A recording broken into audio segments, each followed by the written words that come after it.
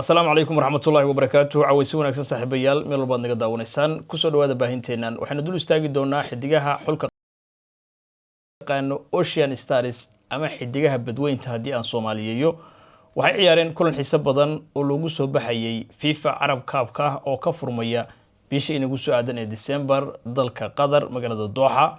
Soomaaliya waxay ka mid ahayd dalal dhowr ah oo play-off u galaya inay tartankaasi qayb ka noqdaan oo ay buuxiyaan xilli horeba gurubyada la sameeyay. Waxa kamid ah sida halkan baad ka arkayso xulalka Soomaaliya ku weheliya play-off-ka ama iyaguna play-off-ka ciyaaraya si lamid ah Soomaaliya iyo Oman ayaa kulanka ugu horeeyay wada ciyaaraya, Bahrain iyo Djibouti, Syria iyo South Sudan, Palestine iyo Libya, Lebanon iyo Sudan, Kuwait iyo Mauritania iyo Yemen iyo Comoros. Soomaaliya kulankeeda play-off-kaahi way ciyaartay macalinka xidigaha badweynta ama xulka qaranka ee kubadda cagta Soomaaliyana waxa uu xilli hore oo galabta ahba sii daayay line-up-ka uu kala hortagayo xulka Oman. Waxa uu ciyaaray shaxda loo yaqaano 4-2-3-1. dabcan waa shax muujinaysa inta baraha xulka qaranka Soomaaliya Yuusuf Cali Nuur ay ka go'an tahay inuu xulka qaranka Soomaaliya guul u keeno.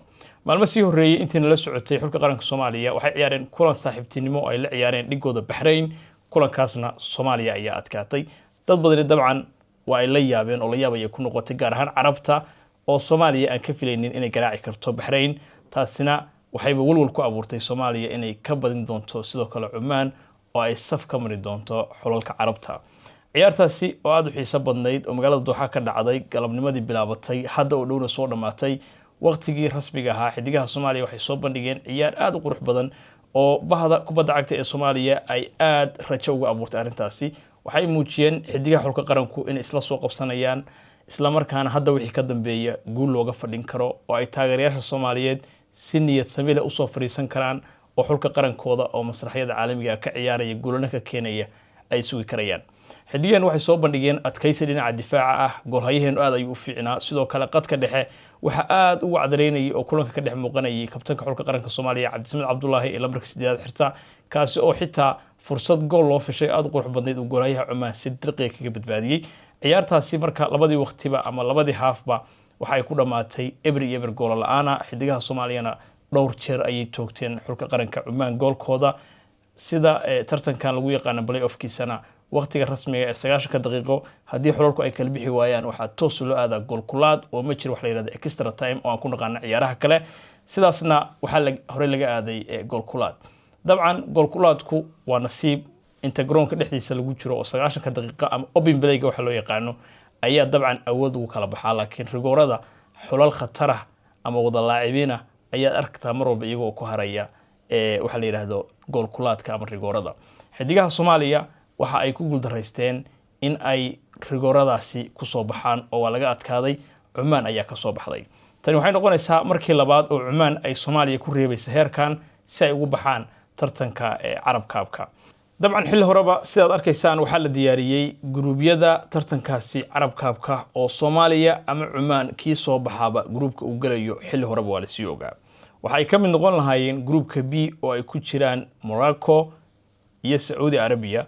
Soomaaliya iyo Oman tii soo baxda iyo sidoo kale Yemen iyo Comoros kii soo baxa ayaa gruubkaasi afrayn lahaa. dabcan waxa jiray taageerayaal Soomaaliyeed oo xilli horeba oranayay war intaan ku ceeboobi lahayn ama ku horfadeexoobi lahayn Morocco iyo sidoo kale waxa la yiraahdo xulka Morocco iyo sidoo kale xulka qaranka Saudi Arabia waxa bay noo fiican halkaan inuu ciyaar wanaag sameeyay inaan ku harno. laakiin mar walba waxa fiican inaad gaartid stage-ka ugu sareeya oo aad la kulantid qaramada ugu fiican si loo arko tayadaada iyo sidoo kale ciyaaryahanadaadana ay fursad ugu helaan in xul weyn uu ku reebana. dabcan kubadda cagta ayay ka mid tahay oo Soomaaliya waxaad moodaa hadda inay soo kabanayso.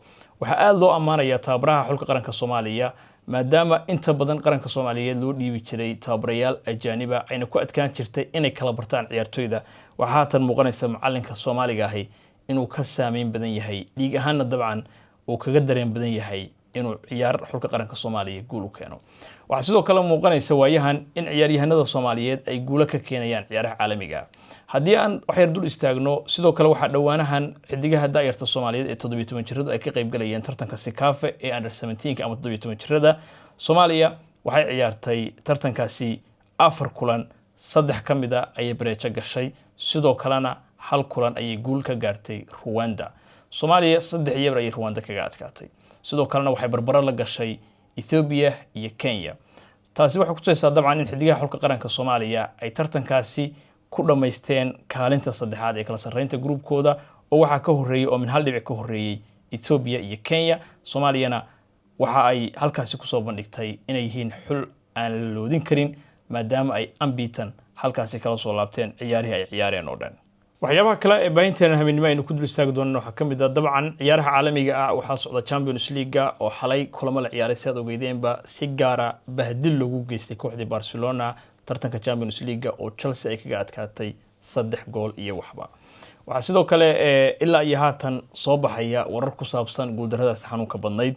Barcelona kulankaasi waxa uu ahaa guuldarro weyn si gaara tababaraha Barcelona ee Hansi Flick intuu kooxdan hogaaminayo waxaa la yiri 54 kulan oo xiriira Barcelona in shabaqa laga ilaashadahay ma aysan dhicin ka hor kulankii xalay. sida daraadeedna waa u joogsaday ama halkaas ayuu ku jabay kulamadii xiriirka ahayd ee Barcelona koox walba ay shabaqeeda taabanaysay. waxaa kale oo wararka soo baxaya ka mid ah Barcelona iyo taageerayaasheedu iyagoo u dhacdadaasi aad uga niyad jabsan waxaa haatan u soo baxaya war sheegaya inuu dib training-ka u bilaabay oo kooxda ugu soo biiray tababarkeeda ciyaaryahankooda Pedri kaas oo dabcan xalay qadka dhexe aad looga tabayay maadaama qadka dhexe ay Chelsea aad xalay ugu wanaagsaneyd gaar ahaan xidigaha Caicedo iyo Enzo Fernandez ay si gaar ugu wacdareynayeen marka ay Barcelona la ciyaarayeen. waxaa kale oo iyaduna mudan in la xuso in kooxaha ka socda horyaalka Premier League ay ka adkaadeen ama ay dominate gareeyeen kooxaha ka socda La Liga dalka Spain. 9 kulan oo kooxaha labadaas horyaal ka socda ay wada ciyaareen 8 ka mid ah waxaa adkaaday Champions League kooxaha ka socda horyaalka Premier League oo si gaar ah waxaan u dul istaagi karnaa Arsenal ayaa kaga adkaatay 2-0 kooxda Atletico Bilbao. Tottenham ayaa 1-0 kaga soo adkaatay Villarreal. sidoo kale Liverpool ayaa 3-2 ku garaacday kooxda Atletico Madrid. Barcelona ayaa badisay halka kulan ee kooxaha Ingiriiska laga badiyay oo Newcastle ayay ka badisay. sidoo kale Villarreal waxaa garaacday mar kale Manchester City. Arsenal waxay mar kale garaacday Atletico Madrid. sidoo kale kooxda Liverpool waxay garaacday kooxda Real Madrid. Newcastle waxay garaacday Atletico Bilbao. sidoo kalena Chelsea ayaa ugu dambeyn garaacday Barcelona. marka horyaalkii La Liga halkaasi waa looga sitaa tartanka Champions League sanadkan.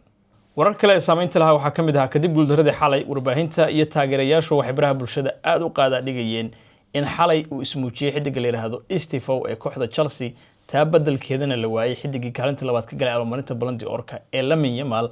dadkuna waxay yiraahdeen Estevao ayaa xalana tusay inuu ka wanaagsan yahay Yamal. hayeeshee xidiga daayirka ee kooxda Chelsea Estevao ayaa arintaasi ka hadlay. Estevao waxa uu yiri Yamal waa ciyaaryahan weyn waa xidiga labaad ee ugu wanaagsan dunida sida daraadeedna anigu wax xumaana kama oranayo isaga. saaxiibayaal ciyaaraha caawa iyo natiijooyinkooda muuqaalka kan xiga ayaan kula wadaagi doonaa. soo dhawaada.